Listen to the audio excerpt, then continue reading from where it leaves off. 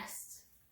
If you haven't already watched the video on types of notes, I'd recommend watching that one first because that video and this one come hand in hand with the things we're talking about. So let's go ahead and dive right in. As you can see right up above, I have written the different types of notes that we talked about. A whole note, a half note, a quarter note, an eighth note, and a 16th note. Now we're going to learn about the rests that go along with these notes. For every note type we have, there's always going to be a rest that matches it. Let's start with a whole rest. A whole note, do you remember how many counts it gets? 4. So I'm going to go ahead and write that down here. A whole rest will get 4 counts. What about a half note? Do you remember how many counts a half note gets? 2. Write 2 right here. How many counts does a quarter note get? 1. What about an eighth note? A half. And a 16th note only got a 1/4 of a count.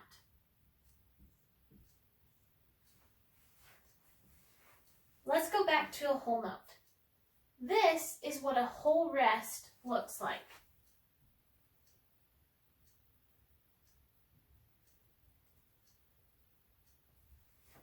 This line up top is actually line number 4. So this is where it would be written on the staff. If I can fill it in. Looks just like that. An easy way to remember is it looks like a hole. Someone dug a hole into the ground. A whole rest receives 4 counts, just like a whole note. So when you see a rest, it means we don't play. So when you see a whole rest in your music, you'll see, oh, I need to rest or not play for 4 counts. Or a whole rest can also mean, and I'm going to write it down down here, a whole measure of rest.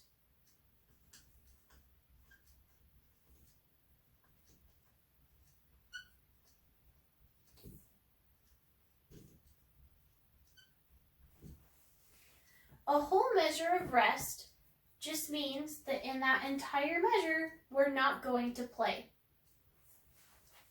The next one we're going to go to is a half rest. A half rest looks a lot like a whole rest, but it's flipped the other way. So instead, we have our line, and it goes up this way. So it looks like a hat. So a half rest looks like a hat, and it is drawn on line 3.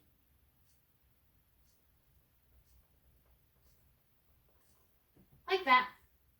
And a half rest only receives 2 counts, which means we just don't play for those 2 counts. The next one is a quarter rest. A quarter rest looks kind of like a Z with a tail. This is how I draw them. They can be more curvy and sometimes looking a little differently in your sheet music, but this is how I draw it. Looks kind of like a Z with a little tail on the end. Kind of like that. I'm going to draw it a little more straight though. That doesn't look better either. Anyways, you get the idea. I can never draw them the best, but probably more like that. Looks like a Z with a tail, and it only receives 1 count. So if you see a quarter rest in your measure, that means you just don't play for that 1 count. The next one is our 8th rest.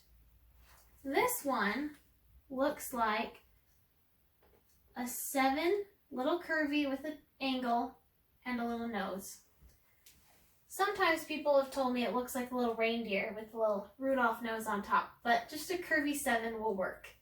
But this is what an 8th rest looks like, and it only receives a half of a count. The next one is our 16th rest. Just like how we did our 8th note and 16th note, we just added a flag. We're going to do the same thing for the rest. So I draw my little dot, come down here, but then I'm just going to add another one so it just has another one on there. And that is what a 16th rest looks like, and it only receives a fourth of a count. Let's go over them one more time.